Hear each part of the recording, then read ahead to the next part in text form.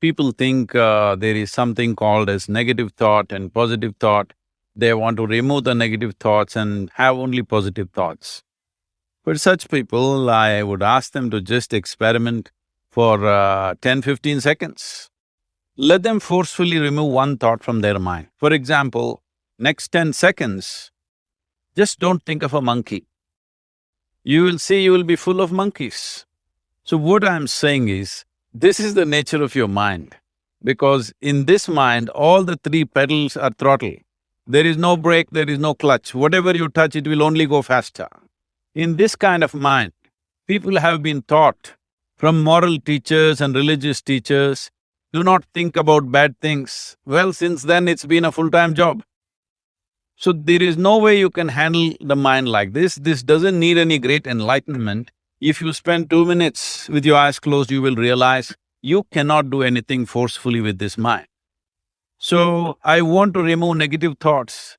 Do not ever go in this direction, because what you want to remove will become your quality. Always you will be on it. There are no subtractions and divisions in our mind. There is only addition and multiplication.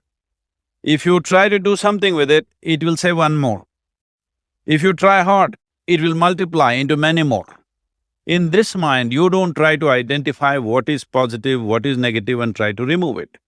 First of all, one needs to understand, this mind of yours, this body of yours is supposed to serve you. The life that you are is important. Body and mind are vehicles that must serve us.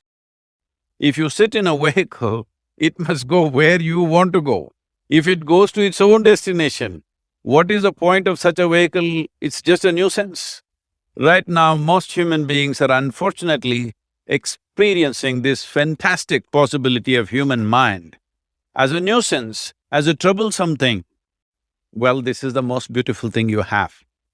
It's just that you need to pay little attention as to how it functions. One simple thing is this is to distance yourself from your physiological and psychological process. There is something called as you which exists. This is not a composite of all your thoughts and emotions and physiological processes. Beyond that, there is you. If you close your eyes, even if you cannot see anything, you're still there. It is through the window of your eyes that you're looking out, but if you close your eyes, it doesn't mean that you don't exist. You still exist.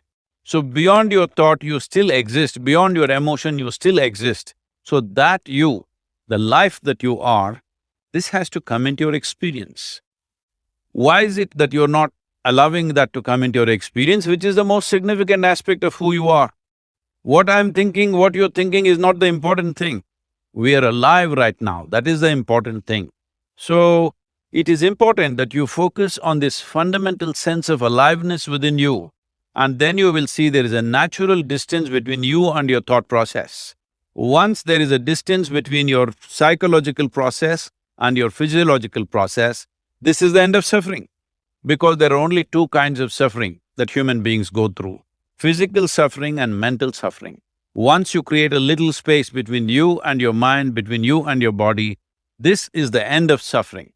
This is something every human being has to experience and know.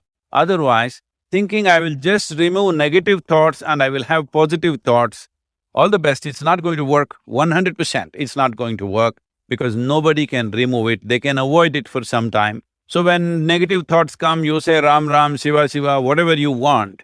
But this is just avoiding, it's not gone. The moment you stop that, it will pop back with great force, otherwise it will come back in your dreams. So it's very important, first of all you need to understand your anger, your resentment, your fear, your anxieties, the negativity that you generate.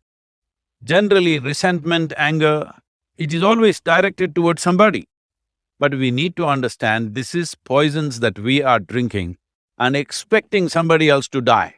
Fortunately, life doesn't work like that. If I drink poison, I die. If I drink poison, you don't die. So, we need to understand this. When I say poison, today you can have yourself chemically analyzed. Right now, what is your blood work, what it says? 5 minutes of intense anger, check your blood work and see, there will be lots of negative elements in it, literally you're poisoning yourself. So, do you want to poison yourself? Definitely not. Now the very question is coming from certain helplessness, what shall I do?